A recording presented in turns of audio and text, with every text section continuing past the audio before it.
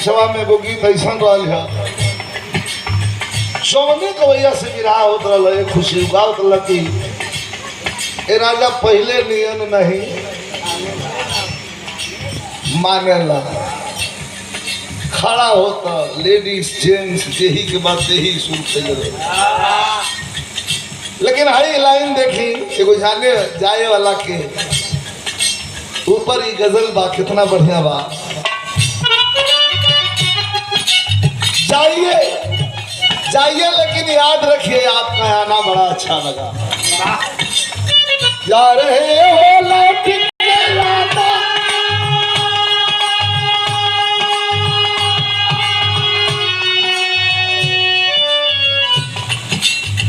जा रहे हो लौट के लाना ऐसे तो हमको न भुलाना।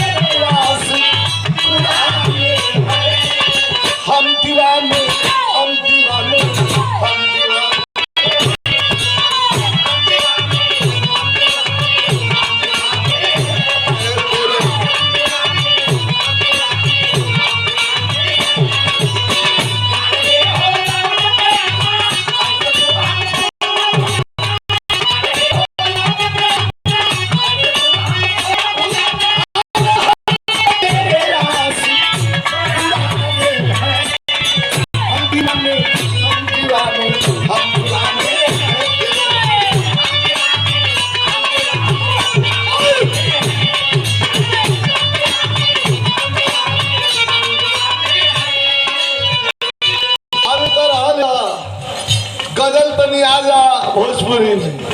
एगो गीत चर्चा में आई रहा बीच में दो बड़ी लड़ गई सदू को गावे वाली एगो कॉलस राम कौल के हम गौले बनी एगो कॉलस के हम आई जब दोनों लड़ गई सब कोई में वो हम गा दिले कर ले तभी हमारे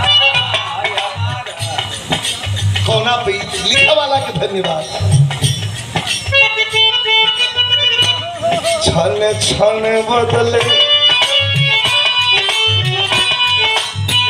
भाव पर मेहरारू कहतिया कि छने छने बदले छने छने बदले तोहरो मिजाज रजऊ अरे छने छने बदले तोहरो मिजाज रजऊ ओके बात रजऊ